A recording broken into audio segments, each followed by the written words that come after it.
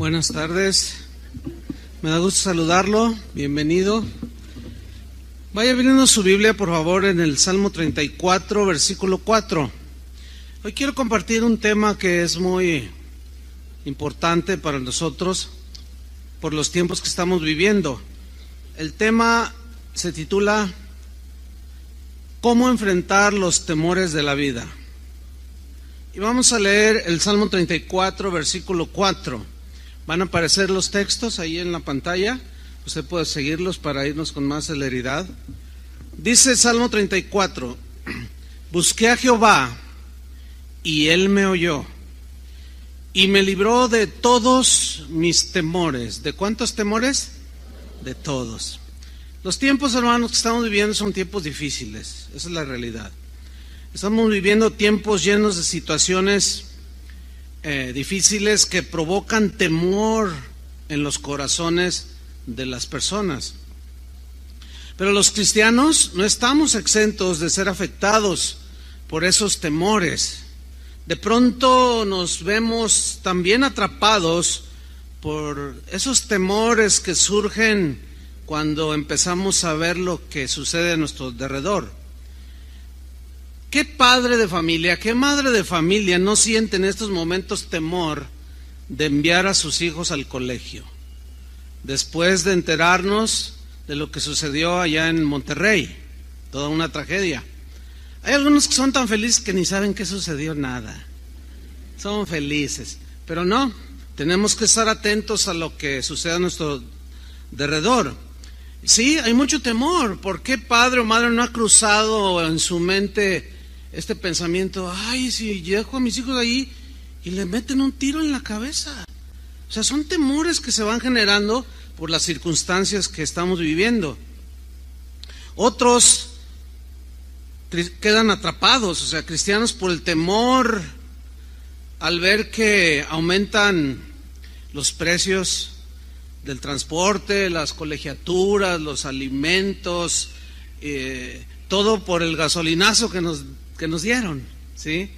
Entonces son cosas que se pueden ir generando en nuestros corazones, y los no cristianos pues se ven atrapados en los temores, pero nosotros no somos inmunes a eso. Los psicólogos han identificado cerca de 7,000 temores. Te los describen de uno por uno. Temores que los seres humanos podemos llegar a sentir en alguna ocasión en nuestras vidas. Por ejemplo, hay temor del futuro de nuestros hijos. ¿Qué va a ser de ellos? Pensamos. Otros tienen temor al fracaso matrimonial. Otros temor a la enfermedad. ¿A quién no le cruzan pensamientos de tienes un dolorcito aquí y dices, ay, es cáncer? O cosas así. Hay gente que tiene temor a la vejez, hacerse viejo, ¿sí? En fin, temor a perder el empleo y 7,000 temores identificados, imagínense, para dar y prestar.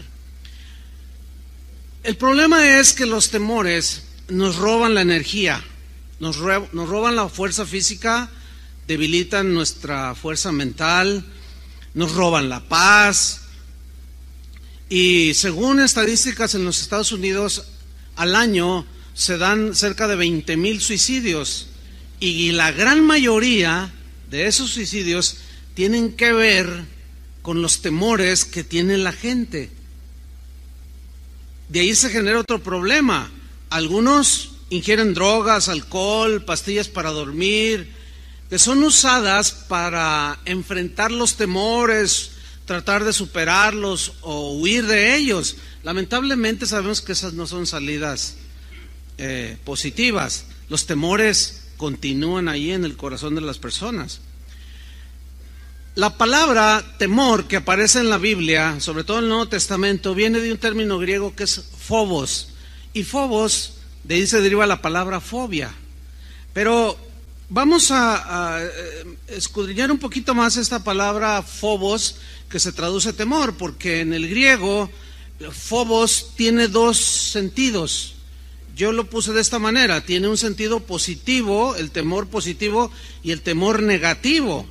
El temor positivo, por ejemplo, hay quien puede decir, yo tengo temor a la velocidad, y ese temor le provoca tomar precauciones y no rebasar los límites de velocidad. Y cuando va en una autopista, maneja con mucho cuidado, no va viendo el celular. Yo lo tengo aquí porque es el cronómetro, no creo que para ver si me mandan un WhatsApp.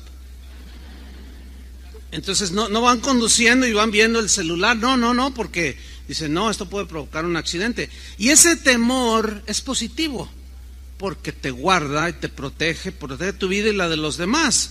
Hay gente que puede tener temor al frío por alguna enfermedad que adquirió, y cuando llega el invierno dice, no, yo se preocupa, dice, yo tengo temor de ahora que llega el frío. Y entonces empieza a tomar vitamina C, alimentarse con guayabas, mandarinas, etcétera, y para fortalecer su sistema inmunológico. Y ese temor que siente lo lleva a tomar precauciones que van a beneficiar su vida y lo protegen. Bueno, este tipo de temores y algunos otros más son positivos porque nos ayudan a cuidar nuestra vida. Bueno, debo decirles que en la Biblia existe el temor positivo. Yo lo puse así, temor positivo, ¿sí?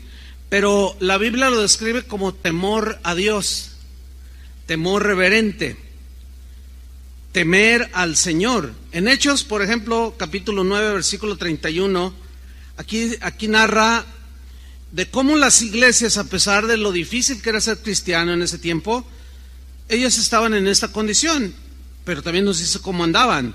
Dice, entonces las iglesias, o los miembros de las congregaciones, tenían paz por toda Judea, Galilea y Samaria, y eran edificadas, o sea, crecían, se fortalecían, pero menciona algo importante, andando, caminando, viviendo en el temor del Señor. Ahí hay un temor que yo le llamé positivo, un temor al Señor, o sea, un respeto, una reverencia al Señor. Cada cristiano sabía que estaba siendo observado por los ojos omnipresentes de Dios, y su caminar, su hablar, su vivir era de mucho respeto hacia Dios, de temor a Dios. Dice, y se acrecentaban fortalecidas por el Espíritu Santo. Vemos pues aquí que el temor del Señor nos conduce a lo bueno, el respeto. No, yo no lo voy a hacer porque no quiero ofender a Dios, y el cristiano se detiene. Pedro, el apóstol, en primera de Pedro 1:14, lo planteó de esta manera. Dice así, como hijos obedientes. Noten que el apóstol de antemano está deduciendo que los cristianos por naturaleza somos obedientes. Amén. Como hijos obedientes, no os conforméis a los deseos que teníais antes, o sea, cuando no eras cristiano, estando en vuestra ignorancia, sino como aquel que os llamó es santo. ¿Qué significa esto? Que Él es apartado totalmente de la maldad, de la mentira, de la hipocresía, de la calumnia, de la agresión. Él es santo, Él es un Dios bueno y está totalmente apartado de lo malo. Y dice, como aquel que os llamó es santo. Y luego viene la exhortación, sed santos, sed también vosotros santos en toda vuestra manera de vivir, toda vuestra manera de vivir. Versículo 16, porque escrito está, sed santos, porque yo soy santo. O sea, puesto que son mis hijos, ustedes deben de parecerse a mí, en otras palabras. Versículo 17, y si invocáis por Padre aquel que sin acepción de personas juzga según la obra de cada uno, mira lo que viene a continuación, conducíos en temor todo el tiempo de vuestra peregrinación. Aquí está mencionando una manera de vivir, de conducirnos, de obrar, de accionar, que es en temor. O sea, temor ¿a quién? Temor a Dios, respeto a Dios. Y ese temor nos va a encauzar en el tiempo de nuestra peregrinación hacia las cosas de Dios, hacia la integridad, la honestidad, la santidad. ¿Ven cómo el temor en este sentido es un temor positivo? ¿Lo alcanzan a apreciar? El lado positivo del temor solo es un distintivo del cristiano. El no cristiano no puede tener este lado positivo del temor. ¿Por qué? Porque un no cristiano pues no puede experimentar el lado positivo del temor simple y sencillamente porque no respeta a Dios. Porque no lo respeta, mucho menos le obedece. Por consecuencia es un irreverente, o sea, no tiene reverencia a Dios, no tiene respeto a Dios. Entonces, él, un no cristiano, un no creyente, no puede tener un respeto positivo en relación con Dios, puesto que no lo toma en cuenta, no lo ama, no lo obedece, entonces no le tiene temor. Entonces, él tiene temor negativo que lo conduce hacia caminos no buenos. En Filipenses 2:12, el apóstol Pablo mencionó algo muy importante, una instrucción apostólica. Dice: por tanto, amados míos, como siempre habéis obedecido. Los filipenses se distinguían por ser cristianos obedientes. Pero luego Pablo toca un punto que se da muy a menudo, porque los seres humanos tenemos ese error de querer quedar bien con la gente y actuamos bien cuando nos ven. Y Pablo toca ese punto, fíjate, y dice: por tanto, amados míos, como siempre habéis obedecido, siempre eran muy obedientes. Dice: no como en mi presencia solamente, en otras palabras, no solo cuando yo estoy ahí presente con ustedes se portan muy bien, hasta aureola le sale. No, dice, sino mucho más ahora en mi ausencia. Y luego menciona otra exhortación apostólica: ocupaos en vuestra salvación con temor y temblor. ¿Qué significa ocuparse en la salvación? Significa ocuparse en aquellas cosas que se derivan del hecho de haber sido salvados por gracia, por medio de la fe. Necesitamos los cristianos ocuparnos en las cosas que tienen que ver con uno que ha sido salvado, que es la obediencia, la rectitud, el amor al prójimo, el amor a la esposa, al esposo, la educación de los hijos, la santidad. Eso es lo que significa ocúpense en vuestra salvación. Pero luego nos dice el ingrediente que es el que nos va a dirigir hacia esa ocupación: el temor. Notan que el temor, una vez más aquí, nos está impulsando hacia las cosas que Dios quiere que caminemos. Entonces vemos pues que el temor a Dios solamente lo puede tener alguien que es cristiano. Uno cristiano no se distingue por ser así. Ahora bien, dentro de lo que Jesús dejó en su palabra de cómo debía de ser pastoreada su iglesia, de cómo debería ser edificada, los apóstoles lo entendieron perfectamente, y también ellos dejaron escritos que consideramos inspirados por el Espíritu Santo. Bien, hay 3 cartas que son 1 Timoteo, 2 Timoteo y la carta a Tito. Estas 3 se les conoce o se les ha llamado a través de la historia como las cartas pastorales. ¿Por qué? Porque en esas 3 cartas mayormente son instrucciones, principio tras principio, mandamiento tras mandamiento, instrucción tras instrucción, de cómo se debe gobernar la iglesia. O sea, a los que se nos delega esa autoridad, ese privilegio, pero también una gran responsabilidad. Y en uno de esos instrucciones que Pablo le da al joven pastor Timoteo, menciona la disciplina y la relaciona con el temor, y hace la siguiente declaración. 1 Timoteo 5:20 dice: a los que persisten en pecar, repréndelos delante de todos, para que los demás también teman. Miren, aplicar la disciplina para los pastores es un asunto difícil. Se los voy a ilustrar de esta manera. ¿Cuántos de ustedes son padres de familia? ¿Tienen sus hijos? Ok. ¿Todos los días se portan bien sus hijos? No. Entonces usted como padre se le ha delegado una autoridad, ¿cierto? que usted tiene que ejercer para encauzar a su hijo y lo disciplina, le llama la atención, le da sus disciplina, como dice la Biblia, etcétera, etcétera. Pero ¿a quién de ustedes como padres les gusta darle disciplina a sus hijos? A mí no me gustaba disciplinar a mis hijos, pero era necesario disciplinar a mis hijos. Ahora, cuando usted disciplina a sus hijos, a ellos tampoco les gusta la disciplina, ¿verdad que no? Y ellos reaccionan como niños que no saben procesar, no saben entender de que cuando usted los disciplina es por su bien, porque buscamos el bien de ellos. Cuando les llamamos la atención, cuando les regañamos, cuando les prohibimos, anhelamos y deseamos su bien, ¿sí o no? Ok. El problema se genera para los padres de familia porque se genera un problema. ¿Cuál es? Es el siguiente. Los niños no por su calidad de niños, no pueden procesar que la disciplina, el castigo que los padres ejercen sobre ellos son para formarlos. Ellos no lo procesan. Ellos reaccionan de esta manera y dicen, ya no me quieres, dicen ellos, ¿verdad? ¿Les ha dicho así su hijo? Y luego, me voy de la casa.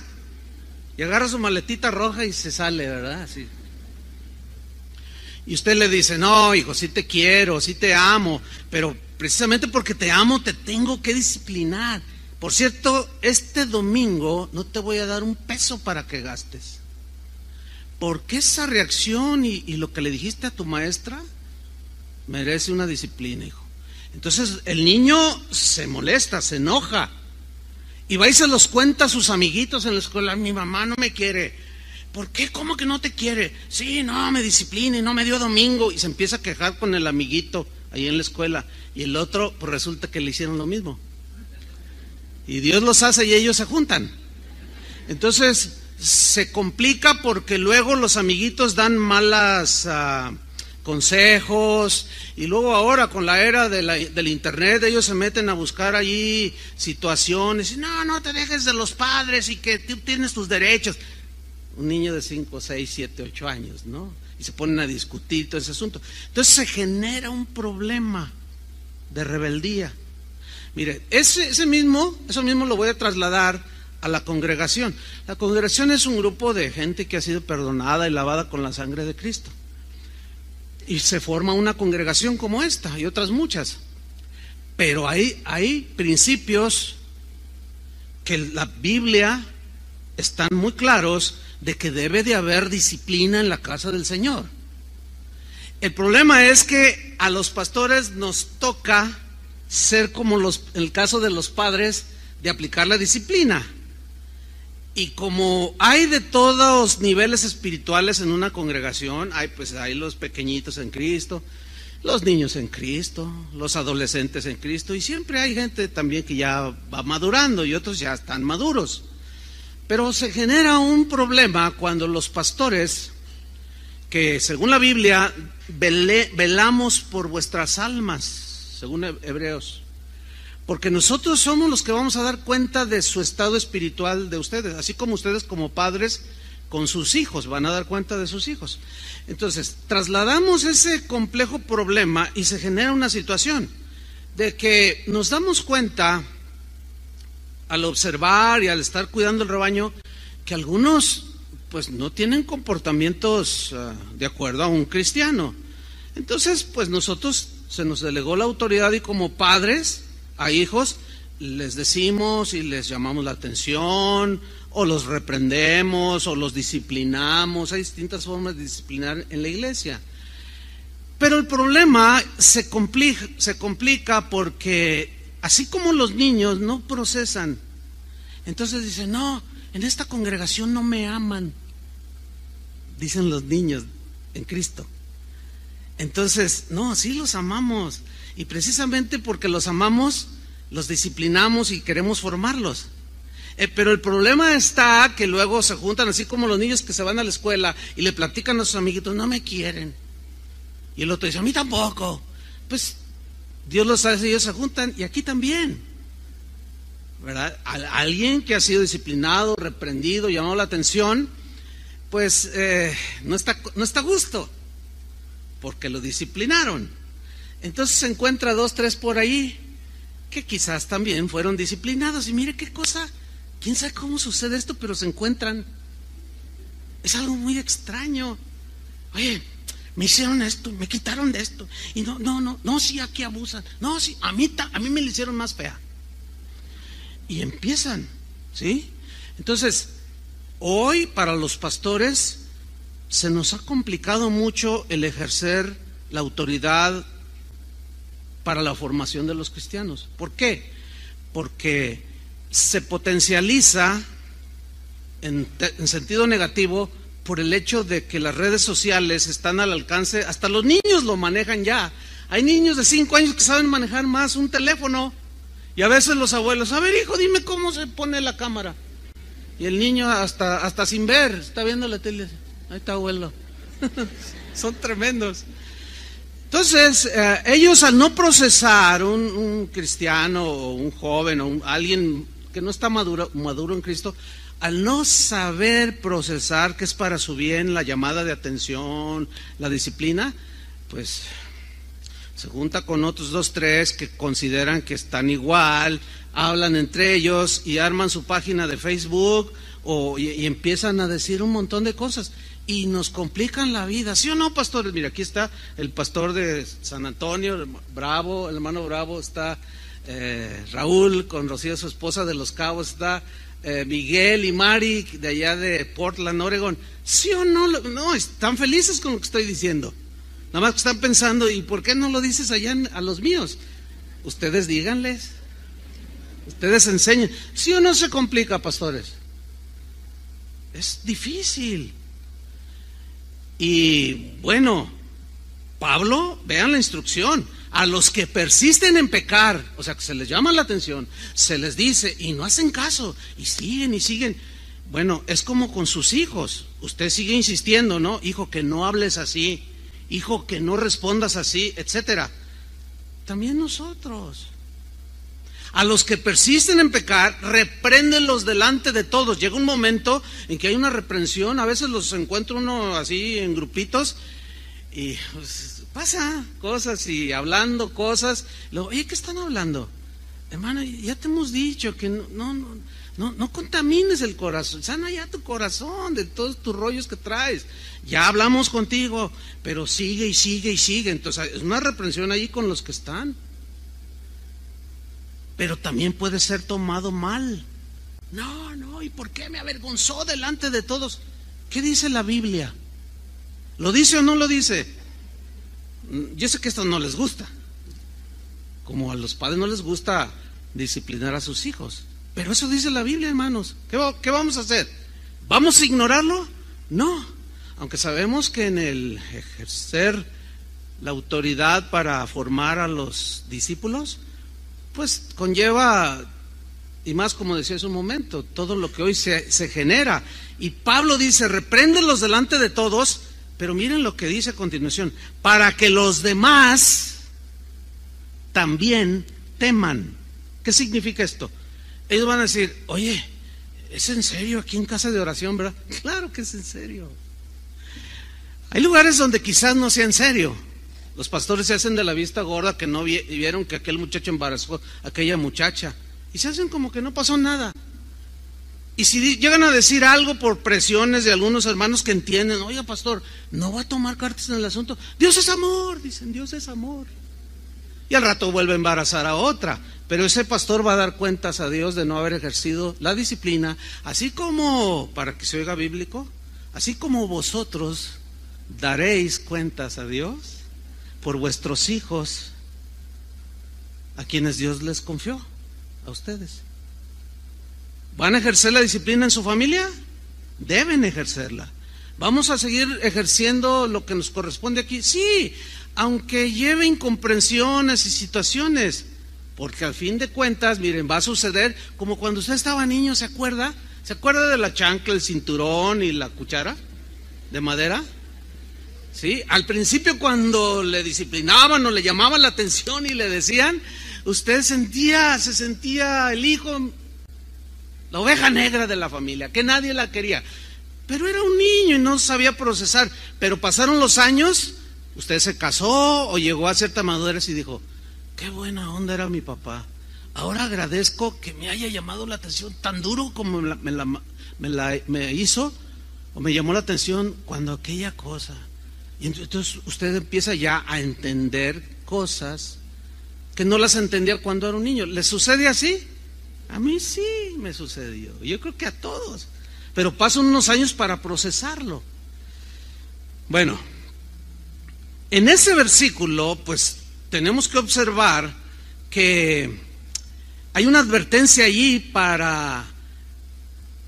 de exhortación y de reprensión para el que no está ocupándose en su salvación y está generando otro tipo de situaciones, y hay una reprensión para que los demás, al darse cuenta, teman, tengan ese temor, pero será un temor bueno, positivo.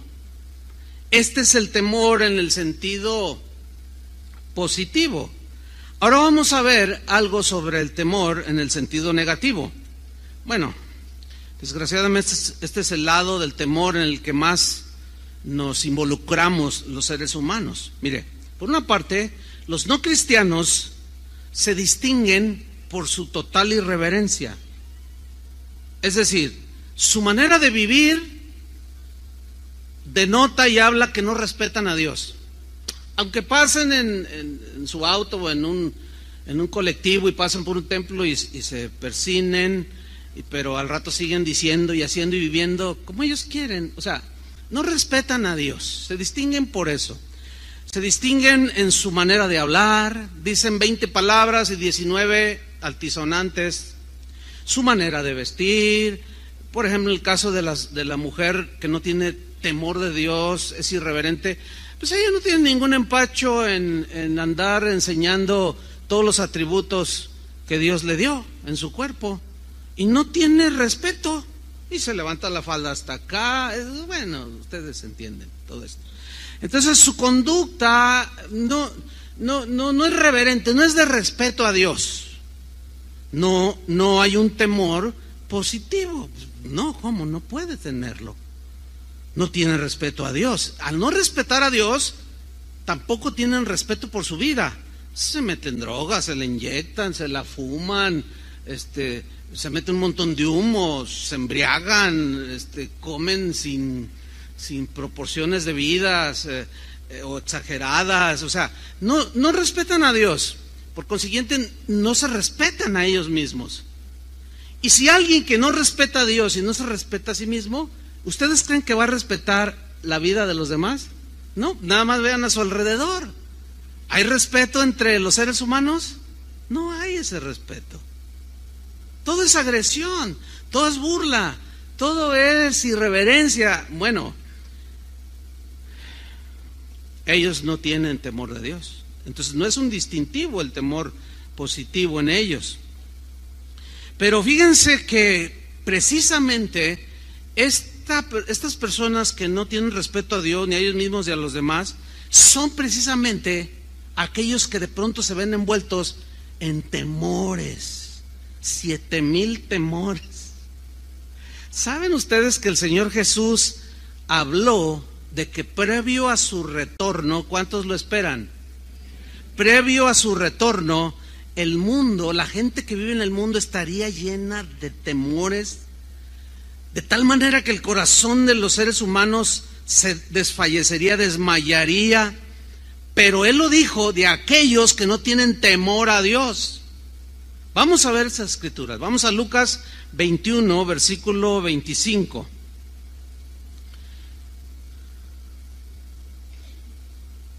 Dijo Jesús: entonces habrá señales en el sol, en la luna y en las estrellas. Señales se refiere a cataclismos en la atmósfera, en los cuerpos celestes, en el universo, que pueden afectar o que van a afectar la tierra, aquí donde vivimos.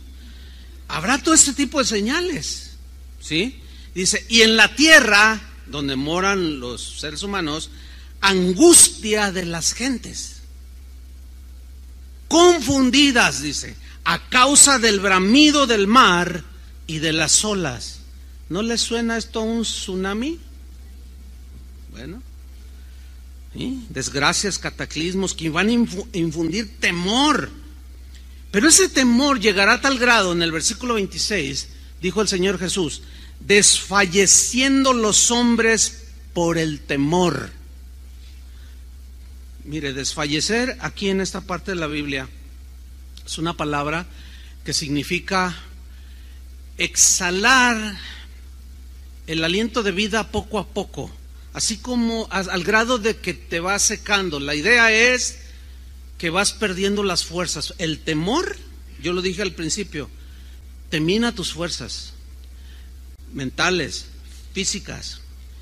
Cuando alguien está a punto de desmayarse, siente una debilidad, ¿no es cierto? Y lo primero que hace es sentarse o acostarse, o si no alcanza, pues da el azote, azota allí. ¿Por qué? Algo sucedió, perdió las fuerzas físicas, perdió la noción, se le nubló todo y se desmayó. Bueno, fíjate, el temor tiene este terrible poder de provocar que una persona que se envuelta en temores llegue al desfallecimiento. No tiene fuerzas, en el caso, hablando espiritualmente, no hay fuerzas para enfrentar las fuerzas del mal. Hay debilidad espiritual. ¿Por qué? Porque los temores lo han abrazado, lo han atrapado y ya lo inhibieron. No, inhibieron todo eso bueno que hay, que Dios puso en nosotros. En el caso de los cristianos, pierden la paz. ¿Sí? Sigo leyendo. Desfalleciendo los hombres por el temor y la expectación, o sea, de lo que ellos saben, hay una expectativa. ¿De qué? Dice, de las cosas que sobrevendrán en la tierra. Le voy a decir algo, hermano. Los gobiernos de los países alrededor del mundo no nos dicen la verdad. La verdad de la balacera en Playa del Carmen, en Cancún, allá en aquella zona de Quintana Roo, lo que salió en la televisión, hermanos, no es la realidad. ¿Está consciente de eso o no? ¿Por qué no nos dicen que un asteroide está a punto de estrellarse con la Tierra y no, hay muchas cosas que los gobiernos nos ocultan? ¿Saben por qué? Porque ellos dicen, su argumento es para que la gente no entre en temor y en pánico. Imagínense, ahora, si aún así la gente está envuelta en temores, imagínense que nos dijeran toda la verdad. Si nos dijeran toda la verdad de cómo está la condición en nuestro país, la verdad, la realidad. Uy, hermanos, algunos quizás hasta escaparían de esta vida por la puerta falsa. No estoy exagerando, ¿eh? El punto aquí es que el Señor está diciendo muy claro que previo a su regreso se van a dar estas situaciones. Yo les he venido diciendo, por lo menos en los últimos 10 años, que las cosas no van a mejorar.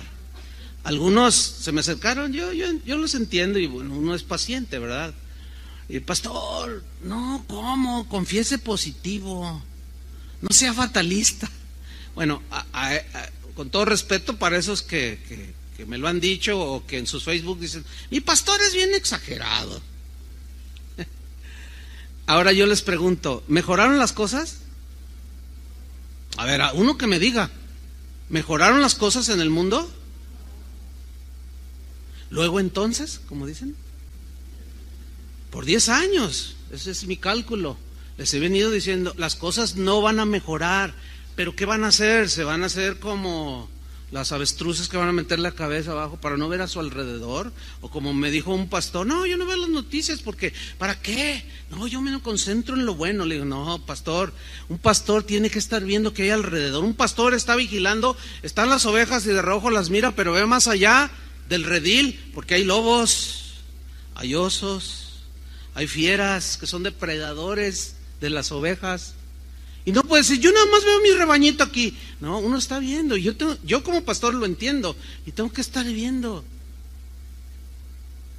El El día que sucedió la tragedia de Monterrey, del chico que le disparó a sus compañeros, en la noche yo vi un programa, estaban entrevistando en un canal, estaban entrevistando a una muy respetable psicóloga aquí, pues de Monterrey, y ella estaba así, su expresión era esta, o sea, estaba en shock. Y le pregunta a la entrevistadora, ¿qué opina usted? Dice, es que no hay registro de esto en nuestro país. Estoy muy preocupada como psicóloga y pedagoga, estoy muy preocupada porque pues esperemos que no vuelva a suceder. Hermanos, es el principio. No soy fatalista, porque en todo caso el fatalista es Jesús, que está diciendo que todo se va a volcar de tal manera que la gente va a estar así llena de temor. No, es la realidad, hermanos.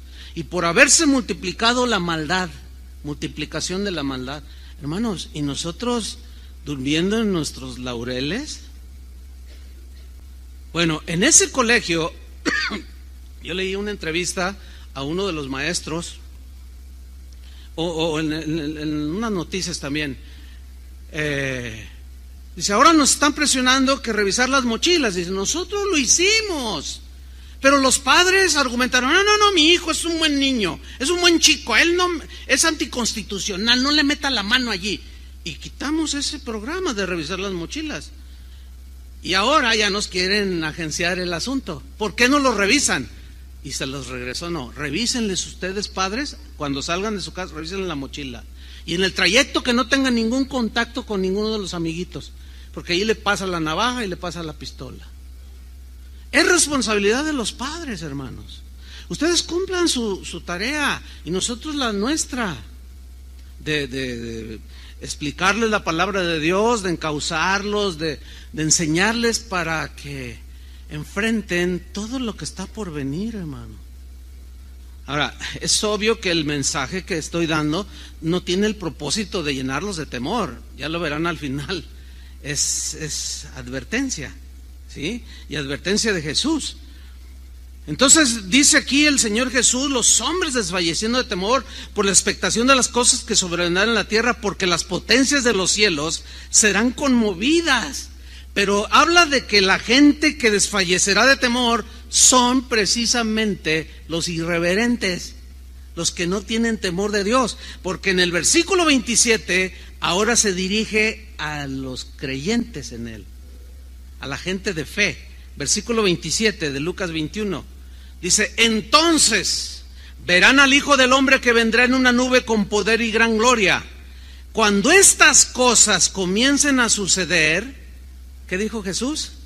Erguíos y levantad vuestra cabeza, porque vuestra redención está cerca. Yo quiero que noten esto, que vamos a estar en la tierra cuando suceda todo eso.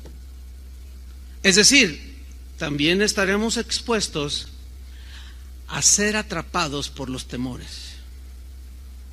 Pero aquí es donde el Señor hace su exhortación a sus hijos, o sea, a nosotros, para que no nos dejemos llevar, para que no nos dejemos arrastrar por la gente que estará desfalleciendo. Hay cristianos que ya están siendo atrapados en la misma condición en la que están los irreverentes. Ahí está una mujer cristiana que sale a barrer la puerta de su casa y de pronto sale la vecina a hacer lo mismo. Oiga, vecina, ¿ya se dio cuenta que aumentó el precio del jitomate? Le pregunta a la vecina no cristiana a la cristiana. Entonces la cristiana le dice, sí, ya me di cuenta. ¿Qué vamos a hacer, doña Pepita? Ay, no, estas cosas están... Fíjate, la cristiana ya toda llena de temor. En lugar de decirle, mire, dejemos las escobitas, le invito a un café y le voy a contar algo que le puede ayudar. Le voy a hablar de alguien que le va a infundir mucha seguridad para no estar con esos temores. No, ya están siendo arrastrados. Yo los veo en internet con sus comentarios, los escucho en sus predicaciones. No, hermanos, no. Aquí dice claramente, cuando estas cosas empiecen a suceder, levanten su cabeza, ya vine por ustedes. Por eso el salmista en el Salmo 46, versículo 1, en la versión al día, se lee de esta manera: Dios es nuestro amparo y nuestra fortaleza, nuestra ayuda segura en momentos de angustia. ¿Nuestra ayuda qué? Segura. Fíjate el versículo 2, cómo lo liga esa frase, por eso. O sea, porque Él es nuestra fortaleza y nuestra ayuda segura en momentos de angustia. Por eso no temeremos, aunque se desmorone la tierra y las montañas se hundan en el fondo del mar, aunque rujan y se encrespen sus aguas y ante su furia retiemblen los montes. ¿Qué dice en el versículo 2 al principio? No temeremos. En la versión Reina Valera dice: aunque los montes sean removidos y se trasladen al fondo del mar, o sea, cataclismos. La palabra de Dios, si nosotros la creemos, entre otros propósitos, tiene de infundirnos fe, porque la fe viene por el oír. Entonces, hay que estar al pendiente qué es lo que estamos oyendo. Mire, para estar enterado de cómo están las situaciones a mi alrededor, yo tengo que estar viendo y oyendo. Viendo en el caso que vea un noticiero en la televisión. Y a veces es tan negro el panorama que tengo que apagarle. Me doy cuenta, pero... Y luego, Señor, y luego viene a mi mente textos como estos. Bueno, sí, las cosas se vendrán terribles, pero no temeremos, porque tú estás con nosotros.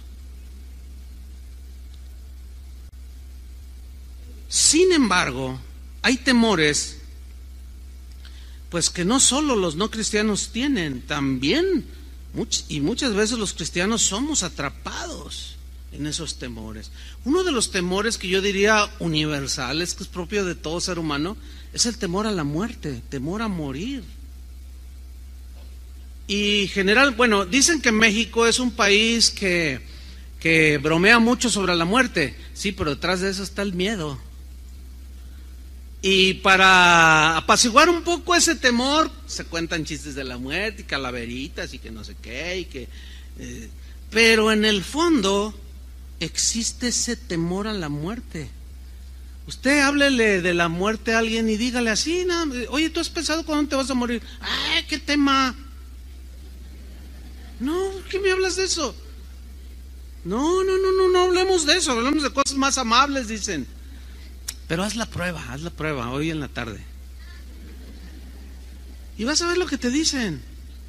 En general te van a decir, no, de que, ay, oye, no me asustes. No te asustes, que un día te vas a morir. Ay, oye, ¿qué traes? O sea, es un temor que está ahí anidado. Fíjate lo que dice Hebreos 2:14. Pero es un temor que también desgraciadamente arrastra a los cristianos cuando no estamos con conocimiento o en un buen entendimiento. Dice Hebreos 2:14 en la versión del lenguaje actual: puesto que esos hijos son de carne y sangre, o sea, humanos, Jesús también experimentó esta misma condición, o sea, hombre, todo Dios, todo humano, y al morir, muerte física, le quitó su poder al que reinaba por medio de la muerte, es decir, al diablo. Mira cómo dice el versículo 25 de esta versión: de este modo, o sea, por medio de la muerte de Jesús, le quitó a Satanás el dominio de la muerte, porque al morir y resucitar ya no tiene poder la muerte. Y Satanás, que fue quien provocó que el hombre pecara y la paga del pecado es la muerte, pues todos estábamos así con un temor a morir, porque hay un cielo y un infierno. Y había ese temor. Dice, de este modo liberó, versículo 15, de este modo liberó a los hombres que por miedo a la muerte permanecían esclavos en todos los aspectos de su vida. O sea, ese es un temor que yo me he encontrado con cristianos que tienen temor, un pavor a la muerte, pero es un temor innecesario, porque de todos modos te vas a morir. ¿Me dejan tomarles una foto? Miren, es muy interesante porque Algunos tienen una sonrisa en los labios, esos están yendo más allá. Están, voy a estar con el Señor. Y otros están así como, no pienso morirme. No, pues aunque no lo pienses. Mira, los cristianos, bueno, ¿cuántos son cristianos aquí? Bueno, los cristianos tenemos suficientes razones para no estar esclavizados al temor a la muerte. Nada más les voy a dar brevemente un ejemplo. 2, 1, Pablo, Filipenses 1:21, dijo así: porque para mí el vivir es Cristo y el morir es ganancia. Generalmente cuando alguien está a punto de ser sepultado dicen, ay, pues sufrimos la pérdida de fulano de tal. En el caso del cristiano, al menos los cristianos durante los primeros 300 años no tenían ese concepto así como ambiguo, como que los cristianos de hoy no tienen ese concepto bien asimilado como lo tenían los primeros cristianos. Pablo les decía a los corintios, miren, los veía tan inmaduros, tan faltos de sabiduría, eran duros para aprender, que una vez les dijo, miren, no sé qué, estoy en un estrecho, no sé qué hacer, si quedarme aquí y estar con vosotros o partir con el Señor, lo cual sería muchísimo mejor. ¿Por qué dijo sería muchísimo mejor? Porque allá en el cielo ya no hay llanto, ya no hay tristeza, ya no hay dolor, ya no hay nada, se acabó el sufrimiento y estamos en la misma presencia de Dios. Pero fíjense el amor de Pablo por los niños, que si hubieran tenido Facebook lo hubieran despedazado más. Dice, pero por causa de ustedes, porque están bien inmaduros todavía, yo necesito ver los que han crecido, estoy en estrecho, yo me quiero quedar aquí, pero también me quiero ir, pero el Señor me conceda un tiempo más aquí con ustedes, para verlos formados. Pero lo dice, estar con Cristo sería muchísimo mejor.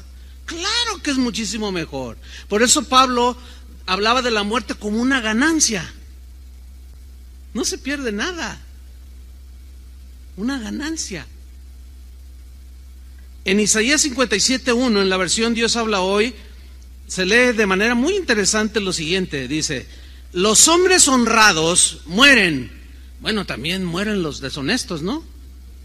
Sí, o sea, todos morimos. Pero ponga atención.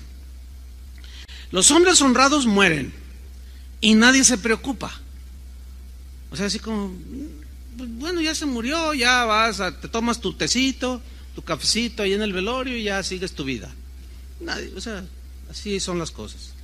Y luego dice, los hombres buenos desaparecen, o sea, de la tierra, se refiere a la muerte, pero también los hombres malos desaparecen. La diferencia es que unos se van con el Señor y otros se van al infierno. Dice, los hombres buenos desaparecen. Y miren la frase a continuación. Y nadie entiende, aunque está haciéndolo de manera general, pero en realidad es una expresión que quiere provocar un impacto para que nosotros lo entendamos.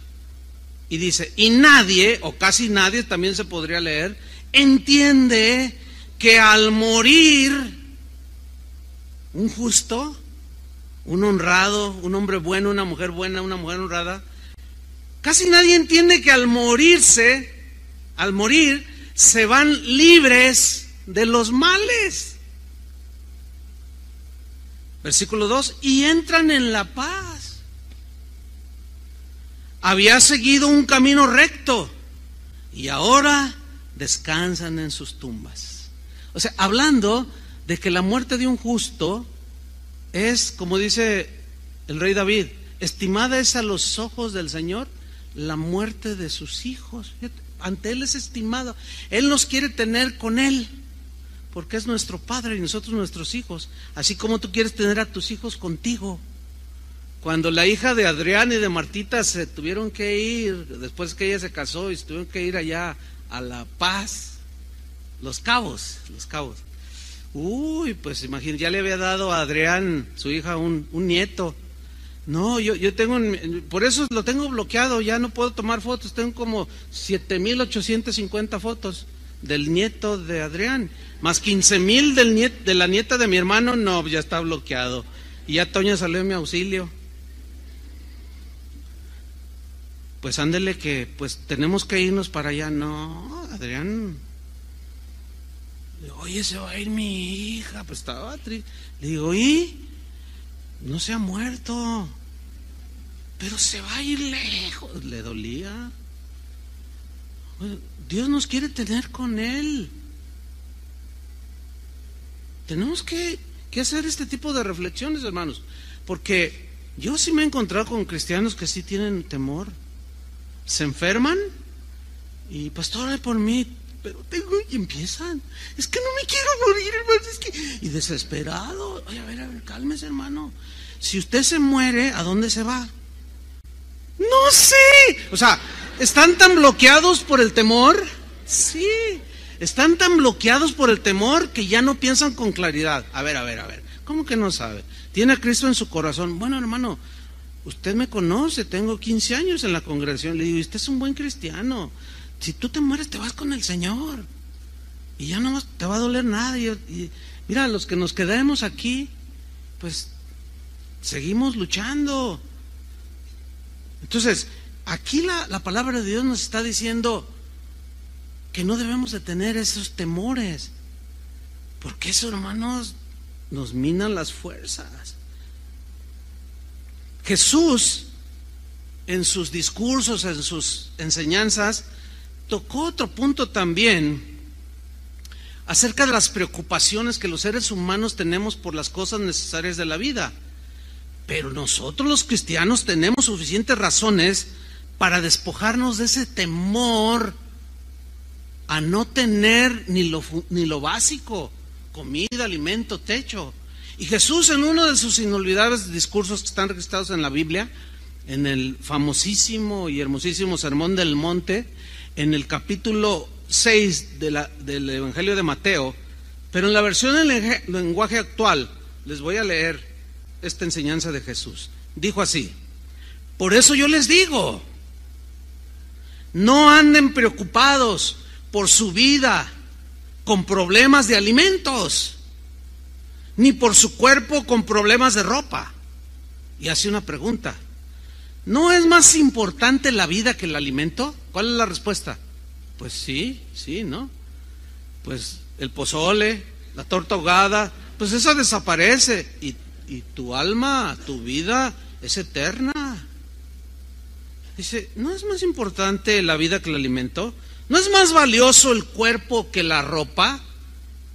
La ropa no se va al infierno, tu cuerpo y tu ser sí. Dice en el 26, fíjense en las aves del cielo.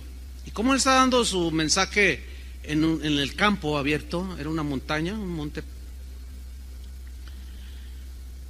Seguramente andaba un montón allí de ticuces o de zanates, alguna parvadita allí de animales, de avecillas que andaban volando.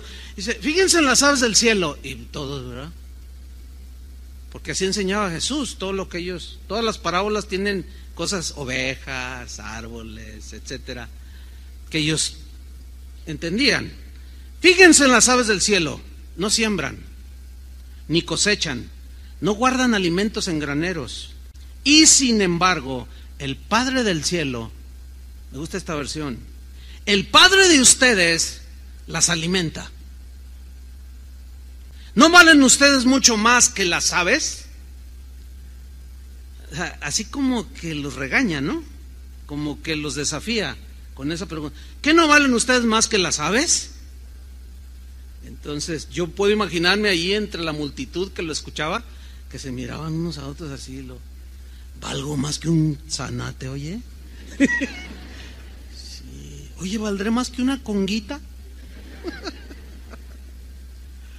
Sí, dice, ¿no valen más ustedes que las aves? Versículo 27, ¿quién de ustedes, por más que se preocupe, puede añadir algo a su estatura? Lo que está diciendo aquí Jesús es que no te dejes abrazar por las preocupaciones que te van a generar temor. Vive el día. Los afanes, los problemas, las situaciones, los ataques, las tragedias alrededor del mundo o en nuestra ciudad, el tráfico de esta ciudad que está terrible, vívelo el día de hoy. No estés preocupado por el día de mañana. Ese es el mensaje de Jesús. ¿Por qué? Porque Él es el mismo ayer, hoy y por los siglos. Es Dios del pasado, del presente y del futuro. Si bien nosotros no sabemos el futuro, Él sí, por eso es omnisciente.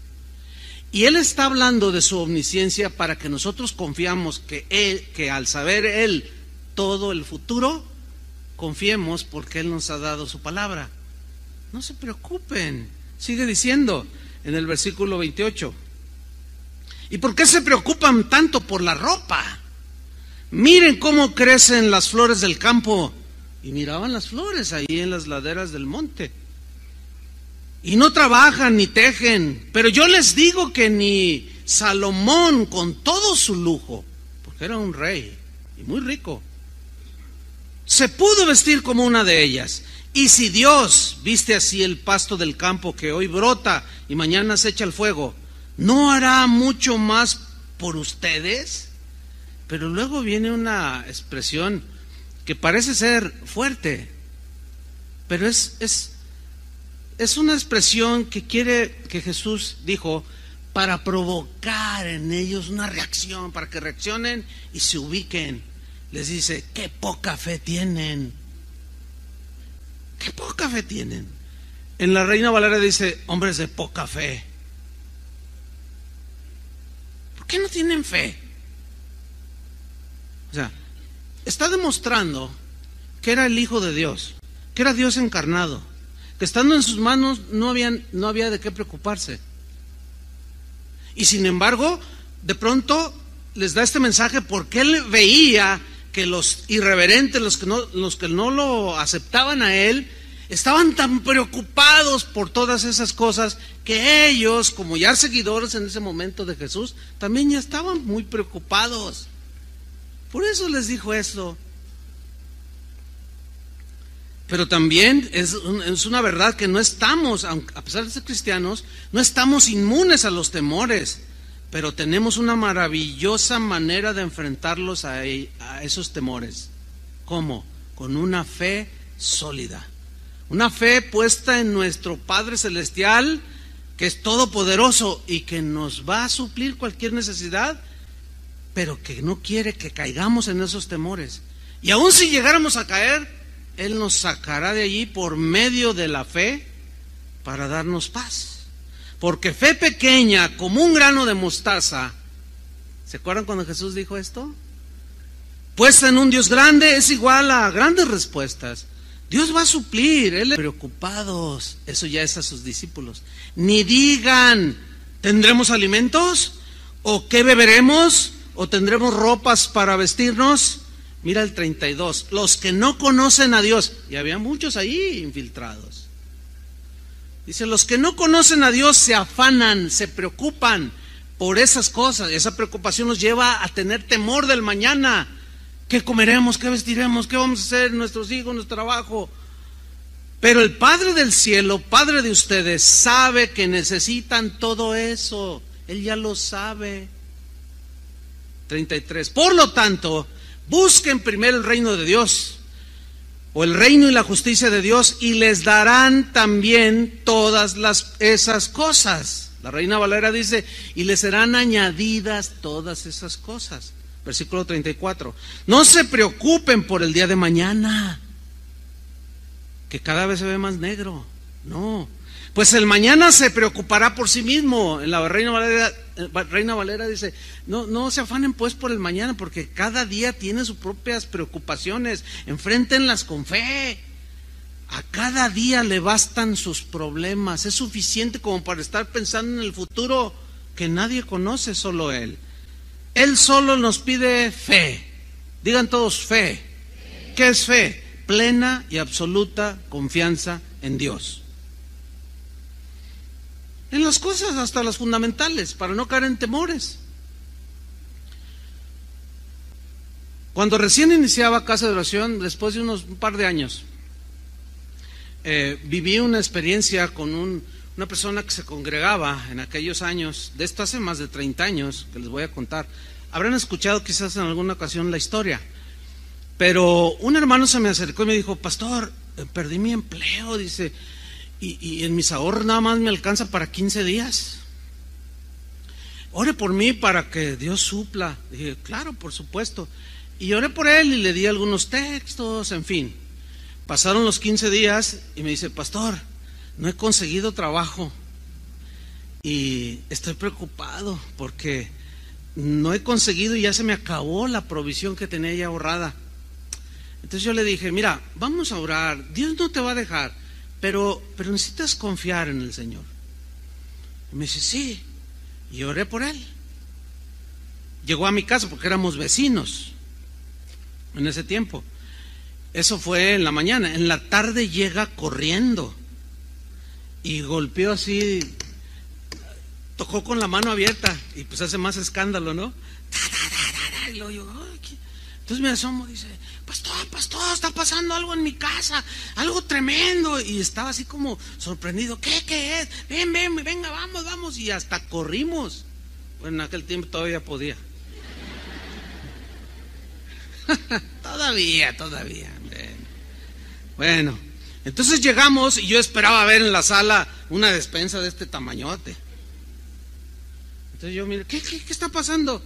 No veía nada. Pero hay algo.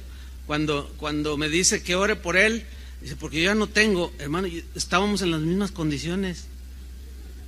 Él tenía 3 hijos, nosotros todos no teníamos hijos. Entonces, si yo hubiera tenido, le comparto, pero como no tenía, pues estábamos en las mismas, es que nos juntamos. Entonces entro ahí a la sala, pero no vi cajas de galletas ni nada. Y le digo, ¿qué pasó? Dice, no, acá en el patio, venga.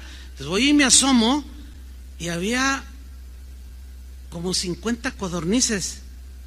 Y le digo, ¿y eso? Dice, no sé, empezaron a caer. Y que nos metemos. Y estando allí, miren, caían las codornices. Lástima que no había todavía estos aparatitos, ¿no? Si no hubiera... Ahí venía una. Un selfie con una cayendo. Era una cosa espectacular, hermano. Las codornices cayendo. Pero mire la reacción. Dice, oye, pastor, ¿no será de alguien que se les escapó? ¿Alguien que las cría y se le abrió la jaula y se le salieron? Y fíjense cómo me contagió. Porque también se contagia a veces el temor. O sea, estaba viendo el milagro, pero era tan maravilloso que le digo, no, pues vamos a ver, a lo mejor si son de alguien.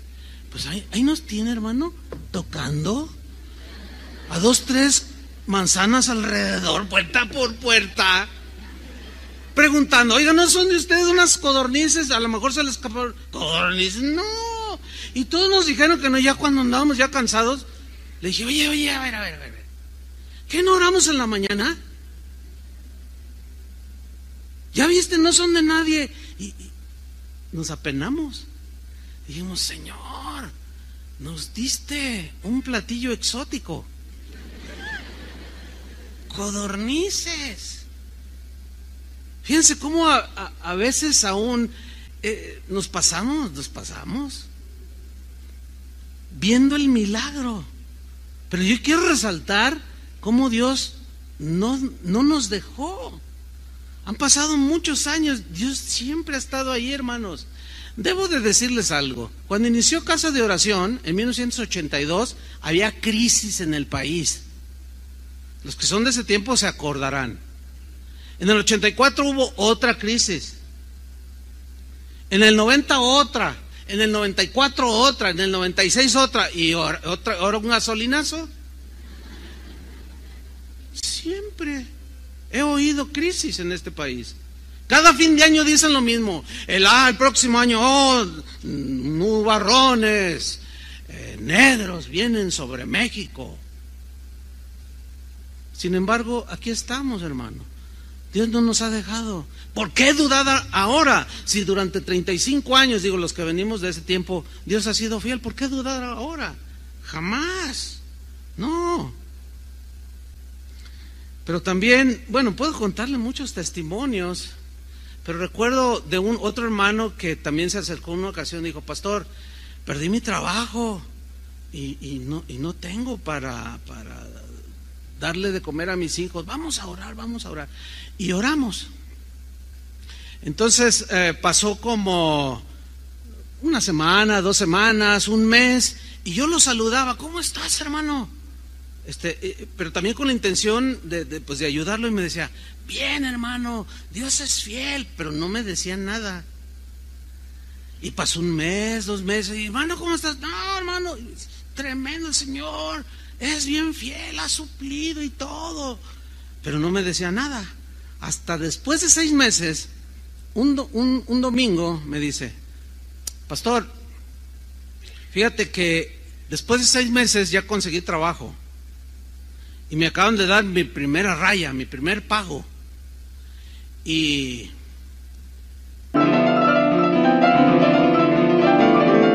¿qué le hiciste? Bueno, hermano, yo te quiero decir, dice, el tanque de gas de 30 kilos me duró 6 meses. No faltaba, hasta Dios usó al tendero, al vecino que ni cristiano era, porque a veces somos nosotros los cristianos más duros. Y hay gente que ni cristiana es y ve que alguien y va y le lleva. Y si Dios no me dejó. Y mira, en cuanto recibí el primer pago, que se acaba el gas. 6 meses un tanque de gas. Obviamente es alguien que, si tú lo ves ahora, pues es alguien que está con una fe súper sólida. Ahora bien, quiero ser objetivo en esto. Ustedes escuchan este par de historias y otras más, y dicen, ay, qué tremendo, ay, qué bonito, pero siendo estrictos en cuanto al beneficio de estos testimonios, a ustedes no les sirve de nada, absolutamente de nada. ¿Cómo, pastor? Sí, oír este testimonio aumenta mi fe y me la fortalece. Pero aún así, todavía no genera lo que quiere generar el Señor. No le sirve de nada. ¿Sabe hasta cuándo usted va a poder decir, Dios ha fortalecido mi fe? Después de enfrentar sus propios desafíos, sus propios temores. ¿Entiende? ¿Por qué? Porque todos somos individuales y cada uno tiene sus propios retos, sus propias situaciones, y usted va a tener que enfrentarlas en carne propia. Pero usted requiere fe, necesita fe. El Señor lo único que pide es fe. Eso es lo único que pide el Señor. Cristo relacionaba el temor a la falta de fe. Es decir, que la falta de fe generalmente nos lleva al temor. Y hay una historia, para terminar, en Marcos capítulo 4, versículo 35, en la versión en lenguaje actual, que nos ilustra este principio, cómo Cristo relacionaba el temor con la falta de fe. Por eso sus aparentes reproches, ¿por qué tienen tanta poca fe? ¿Por qué tienen tan poca fe? ¿Por qué no tienen fe? Como que les reprocha. Marcos 4:35, veamos la relación que tiene el temor con la falta de fe. Dice, al atardecer de aquel mismo día, en versión en lenguaje actual, Jesús dijo a sus discípulos, crucemos a la otra orilla del lago. Yo subrayo, crucemos a la otra orilla del lago. Significa que cuando Dios dice algo, se cumple, ¿no? Era imposible que la barca se hundiera con Jesús adentro. Cuando Él dijo, pasemos al otro lado, vamos a la otra orilla, iban a llegar a la orilla. Es algo así como lo que el Señor ha prometido, venir por nosotros, no te dejaré. Pero en lo que viene, sucede algo parecido a lo que sucedió en esta historia. Dice, despidieron a la gente, lo llevaron en la barca en que estaba, también lo acompañaban otras barcas. De pronto, ahí está, Él les prometió, vamos al otro lado. Pero en el trayecto de pronto, Él prometió venir por nosotros, estar con nosotros. Pero en lo que Él llega por nosotros, de pronto, nos dan un gasolinazo. De pronto explota no sé qué, de pronto un muchacho saca una pistola y balacea a su maestra y a los niños. De pronto se levantan cosas, situaciones que infunden temor en los corazones. Y aquí está la historia. De pronto se levantó un gran temporal y las olas se estrellaban contra la barca. No sé cuántos han viajado en una barca, pero cuando el mar se pica es horrible. Que se iba llenando de agua. Mientras tanto Jesús dormía en la popa sobre un cojín. Imagínense, hasta se acurrucaba. Lo despertaron diciendo: maestro, ¿no te importa que nos hundamos? Como los niños, no me quieres, mamá, no te importo. En realidad, ¿por qué me...? Dice: maestro, ¿no te importa que nos hundamos? ¿Cómo no le iba a importar? Pero ellos se habían olvidado, por el temor que les embargaba, que les había dicho: vamos al otro lado. Se habían olvidado. ¿Qué es lo que nos puede pasar? De pronto nos olvidamos y nos vemos en la situación y decimos: ay, ¿no te importa, Señor? ¿Dónde estás? Decimos. Él entonces se despertó, se encaró con el viento y dijo al mar: cállate, cálmate. El viento se apaciguó y siguió una gran calma. Después les dijo: ¿por qué son tan miedosos? Parece algo agresivo y como que les está reprochando, como que los está regañando, ¿no? Pero les dijo así para confrontarlos, para que en el futuro supieran enfrentar sus propias luchas. Él ya no iba a estar físicamente con ellos. Y dice: ¿por qué son tan miedosos? ¿Todavía no tienen fe? ¿Ven cómo la falta de fe está relacionada con el temor? Ahora, aquí estaban aprendiendo sus primeras lecciones, ¿sí? ¿Ven cómo Jesús siempre los llevó a que ellos mismos enfrentaran sus propias situaciones? ¿Para qué? Para que al depositar su fe plena en Jesús, ellos se dieran cuenta que Él estaba ahí. Pero se requiere fe, hermanos. Desgraciadamente los temores a veces se contagian. El temor es contagioso. Ves una persona temerosa y habla y contagia al otro. Cuando salió el candidato a la presidencia de los Estados Unidos, Donald Trump, todo el mundo dijo: ese está loco, ese que va a salir, no, hombre, nadie va a votar por él. Y que gana, oiga. Y que gana. ¿Y cómo está la gente hoy? Bueno, a mí me tocó estar casi previo a la elección. No, el día de la elección me tocó ver. Ya me acordé, estaba en la casa de allá en San Francisco, California, con el pastor José Antonio, y lo vimos en la televisión. Y pues había unas conferencias allí y había algunos hermanos y todo en esos días, y estaban preocupados: nos van a echar del país, estaban asustados.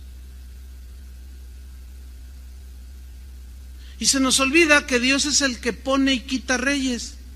¿Quién los pone? Ahora, si Dios permitió que llegara, bueno, Dios tiene sus planes, ¿o no?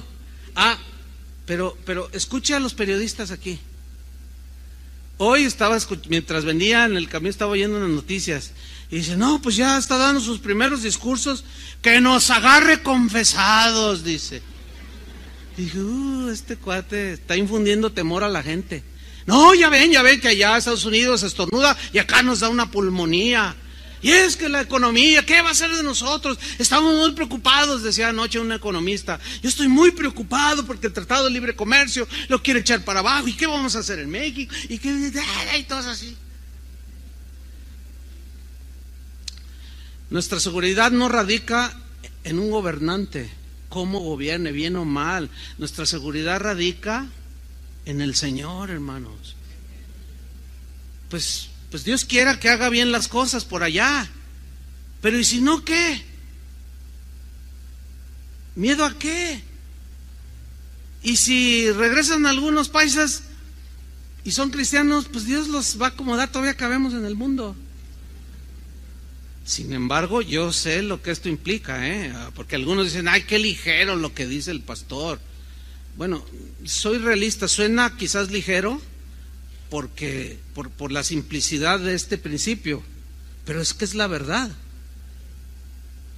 Es la verdad. Nuestra confianza está en un presidente electo o en Dios. Si el presidente que fue elegido es de mi satisfacción, entonces estoy tranquilo, gloria a Dios. No es así, hermanos. Ese es un error. No debemos de dejarnos contagiar, hermanos, por el temor que genera lo que se da a nuestro alrededor, y mucho menos depender de un político o de los políticos. Ahora sí que nos agarre confesados el Señor. Hermanos, por eso dijo el salmista: busqué a Jehová y Él me oyó y me libró de todos mis temores. Es tiempo de buscar a Dios. Algunos con mayor intensidad. ¿Por qué? Porque han estado un poco ahí despistados de lo que sucede a su alrededor. Pero se los reitero, yo les hemos venido anunciando, las cosas no mejorarán. Necesitan tomar cartas en el asunto de la educación a sus hijos.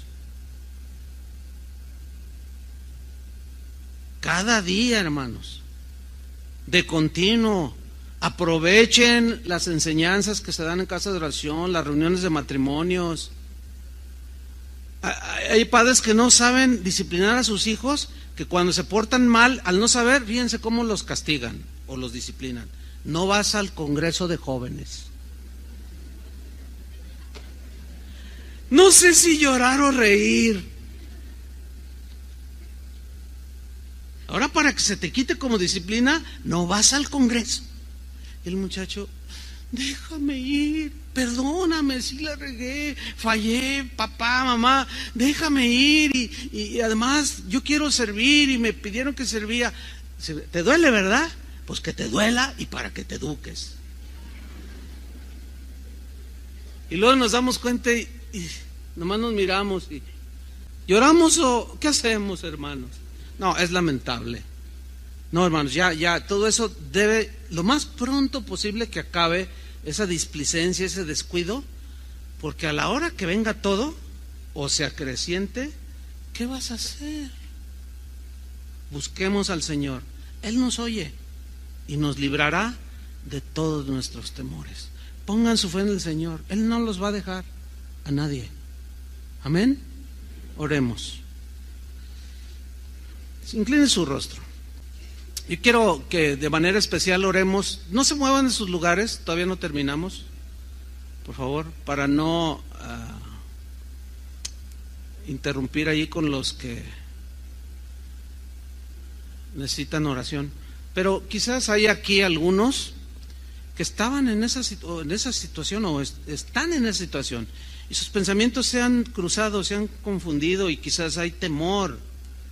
Queremos orar por ustedes para que Dios fortalezca su fe. Hay algunos que consideran que están en esa situación así como de inseguridad y tienen temor.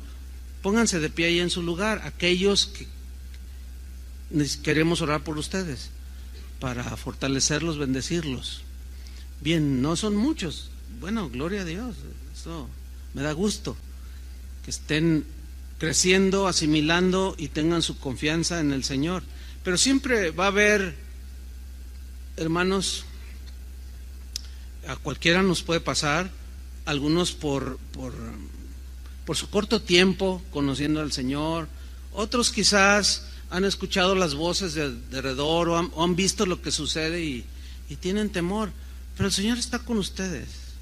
Amén, hermanos, los que están de pie, no les va a dejar, pero pongan su fe en el Señor. Yo soy testigo de que Dios es fiel. Y aquí hay un montón, ¿verdad que sí? Dios no nos deja. Así es que vamos a orar por ellos. Ellos son los que en un momento, la Biblia habla de que son un poco débiles. Vamos a levantarlos delante del Señor. Amén. Levante su rostro los que están sentados. Vea a su alrededor, hay algunas personas. Levántese y abrácelos o ponga su mano y oremos por ellos. Padre, en el nombre de Jesucristo te damos muchas gracias. Gracias por tu palabra, Señor, que que me da fe, porque la fe viene por el oír tu palabra. Y fe no solo para salvación, ya la mayoría de nosotros somos salvos por gracia, por medio de la fe, pero también se requiere fe para enfrentar los temores que se empiezan a llegar y nos atrapan al ver las circunstancias adversas que se dan en la vida, en esta vida injusta e imperfecta en la que vivimos.